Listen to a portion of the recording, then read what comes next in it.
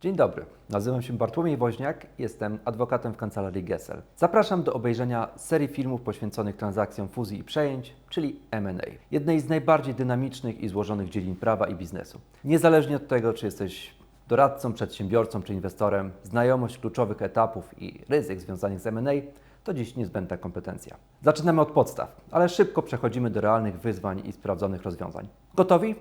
To przejmijmy kontrolę nad procesem M&A. Krok po kroku.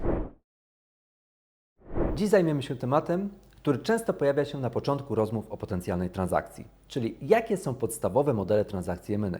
Zostańcie do końca, bo powiemy sobie nie tylko co to jest share deal i asset deal, ale też kiedy warto wybrać który model i jakie wiążą się z tym ryzyka. Jeśli interesują Cię kulisy biznesu od strony prawnej, subskrybuj i polub nasz kanał oraz zostaw komentarz.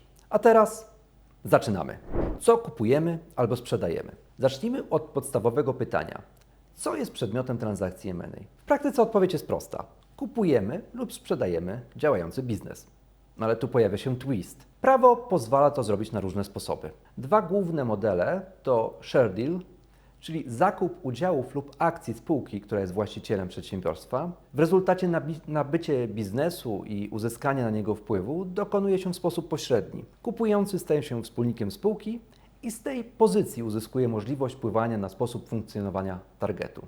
Asset deal, czyli zakup składników majątku albo całego przedsiębiorstwa. Może polegać na nabyciu pojedynczego aktywa, np. nieruchomości, lub ich zbioru. W ramach transakcji M&A częstym przypadkiem jest jednak nabywanie przedsiębiorstwa lub jego zorganizowanej części, w praktyce określanej ZCP lub ZORG. Brzmi prosto? Zaraz zobaczysz, że diabeł tkwi w szczegółach. Share deal. Co to jest? W modelu share deal nabywamy akcje lub udziały w spółce, która jest właścicielem danego biznesu. To znaczy nie kupujesz maszyn, pracowników i nieruchomości bezpośrednio. Kupujesz firmę jako całość, z całym jej bagażem, dobrym i złym. Plus ryzyko jest ograniczone. Jako kupujący nie odpowiadasz za zobowiązania tej firmy, przynajmniej w teorii. Nawet jeśli w nabywanej spółce z każdej szafy wypadają trupy, to ryzyko kupującego będzie ograniczone co najwyżej do kwoty ceny. Ale uwaga, to dotyczy tylko spółek kapitałowych, jak spółka z ograniczoną odpowiedzialnością czy spółka akcyjna. Asset deal. Jak to działa? Drugi model to asset deal. Tu nie kupujesz spółki, tylko jej majątek. Albo cały, albo wybrane jego elementy. Na przykład linię produkcyjną, markę czy tylko nieruchomość. W transakcjach M&A asset deal najczęściej dotyczy tzw. ZCP, czyli zorganizowanej części przedsiębiorstwa. Tu ważna rzecz. Nabywca odpowiada solidarnie za zobowiązania przedsiębiorstwa związane z prowadzeniem działalności gospodarczej. Tego ryzyka nie da się całkowicie wyłączyć, nawet jeśli podpiszecie super umowę.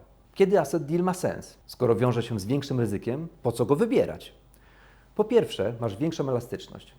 Możesz wybrać, które składniki majątku kupujesz, a które nie. Po drugie, możesz uniknąć odpowiedzialności podatkowej zaistniałej przed datą transakcji, jeśli spełnisz warunki z artykułu 306g Ordynacji Podatkowej i zdobędziesz odpowiednie zaświadczenie. Po trzecie, asset deal przydaje się, gdy w spółce działa kilka biznesów.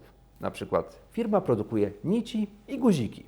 Możesz kupić tylko dział guzików. Po prostu model asset deal pozwala na sprzedaż jednej z gałęzi biznesu bez potrzeby przeprowadzania czasochłonnej i kosztownej reorganizacji spółki. Dokumentacja i formalności. Z asset deal wiąże się więcej papierologii. Musisz szczegółowo opisać, co dokładnie kupujesz, zadbać o zgody wierzycieli na przeniesienie zobowiązań, jasno podzielić się ze sprzedawcą odpowiedzialnością, kto za co odpowiada po transakcji. Co do zasady, nabywca odpowiada za całość zobowiązań solidarnie ze zbywcą, ale rzadko kiedy strony decydują się zaakceptować kodeksowe rozwiązanie. W rezultacie strony wskazują, które zobowiązania przechodzą, a które zostają i wzajemnie zobowiązują się zwolnić drugą stronę ze zobowiązań, które nie są do niej przypisane. W takich przypadkach do umowy dodaje się załączniki z listą aktywów i procedurą przeniesienia zobowiązań. Uwaga na skróty. SPA to nie tylko share deal. W świecie M&A każda umowa sprzedaży to tak zwany SPA, niezależnie od tego, czy kupujesz udziały, czy majątek. Więc nie sugeruj się nazwą dokumentu. Patrz na jego treść i strukturę transakcji.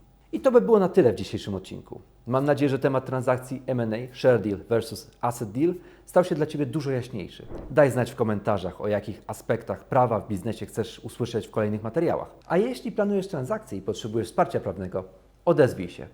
Do zobaczenia w kolejnym odcinku.